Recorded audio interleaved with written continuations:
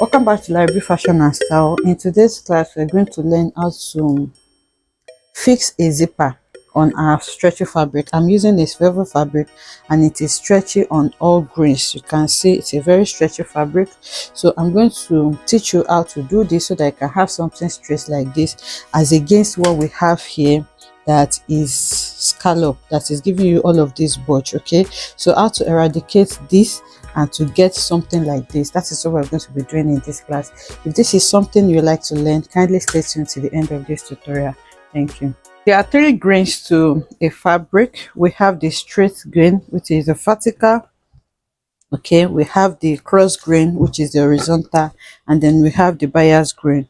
So it is important to check the stretch of your fabric first so that you know how to cut it. Okay, some fabric are stretchy just on one or two of the grains, and some are stretchy on all three grains. So you need to note that first. So for me, my fabric is very stretchy on the straight grain and the bias grain. As you can see, it's also stretchy on the cross grain, but not as much. So because of that, I'll make sure when I'm placing my pattern on my fabric, I'm cutting the vertical one, the zipper, the one that is going to carry the zipper.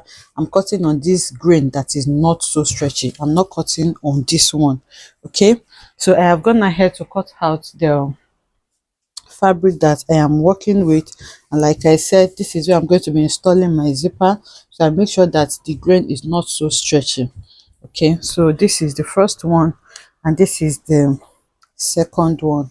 So the trick that you can use to avoid this wavy zipper is to just stabilize your fabric. Okay, you just need to stabilize your fabric. For that, I'm going to be using this gum stay. It's a paper interfacing. There are different types of interfacing. There is one that is made of fabric, which is this. You can use the hair stay as well, but I prefer to use the gum stay because when you are done with what you're doing, you can easily rip out the paper stay, especially if you are working with fabric that is transparent. Maybe you're working with a tulle net or a lace fabric and you're not lining it. You don't want your interfacing to be showing. So if you use a paper interfacing like this, you can see it is easy to rip out. You can easily cut it.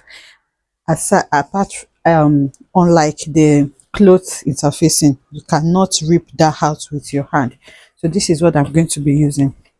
So what I need to do is just to cut a piece of this interfacing, and then I'm going to go ahead and turn the wrong side of my fabric, and I'll iron the interfacing on the part that I'm going to be installing my zipper. So what this is going to do is that it is going to stabilize your fabric. Okay, remember this still has a little stretch. If you are working with a fabric that does not have any stretch on this side, you can go ahead and install your zipper, but because there's still a little stretch on this, I'm going to be using this interfacing to stabilize that stretch. So I'll go ahead and use my iron now to add this.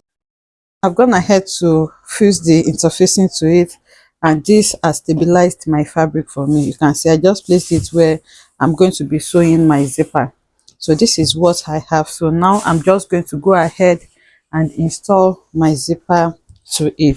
Okay, so that for comparison, so that we can compare, I'm going to be sewing another one without the interfacing, and then we're going to see the difference we're going to have. So majorly what you need to know when you're sewing your zipper for stretchy fabrics like this, okay, a tip is that make sure that you do not drag.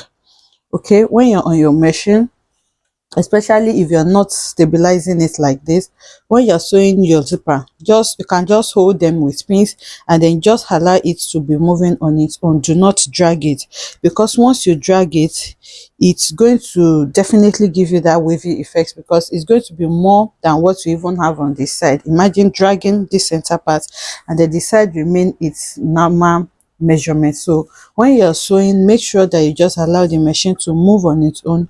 Do not drag your fabric. So now I'm going to go over to the sewing machine.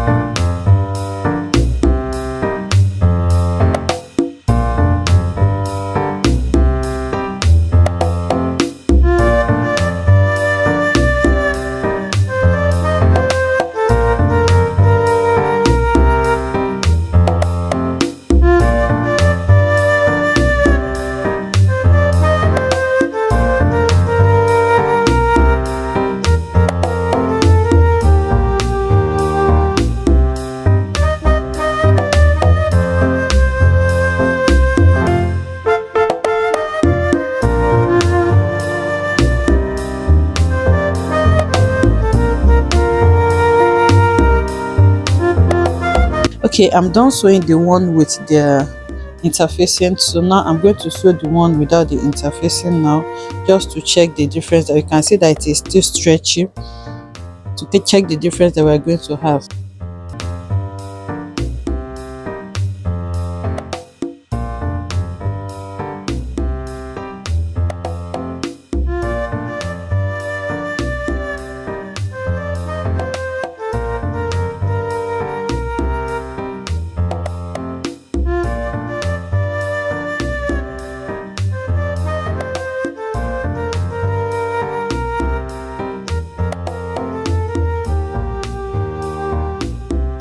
I'm done sewing the two now, and you can clearly see the difference. So this is the one without the interfacing. Like I said, the fabric is still stretchy on this grain, so you can see that is why it is this wavy. And this is the other one that I stabilized with my interfacing. You can see how straight this is looking. So like I said, if you are working with fabrics that are see-through like spandex, you can just decide to rip up this interfacing that you use. Because it is a paper interfacing, it is going to be easy for you to do that. But if you are adding lining to this, you may not need to rip it off. But I don't want mine to be bulky. This is a favorite fabric, so I'm just going to carefully take out the interfacing that I use. So you can see I am taking it out because it is paper. If you use the one with clothes, you will not be able to do this easily.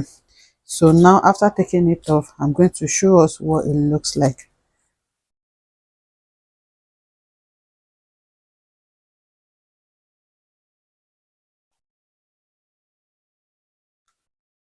So I'm done removing it now, and you will even notice that it is going to relax more. So this is what I have after removing my zipper. Okay, so there's another tutorial that I intend filming, and that is a tutorial on how to avoid zipper bulge on your clothes. Okay, if you would like to see a tutorial on that, let me know in the comment section, and I'm going to teach you on how to avoid bulges like this on fabrics that are not stretchy. You know, sometimes when you join your fabric and your zipper at the back, even if your fabric is not stretchy, sometimes we have this bulge at the back. It's not going to be flat.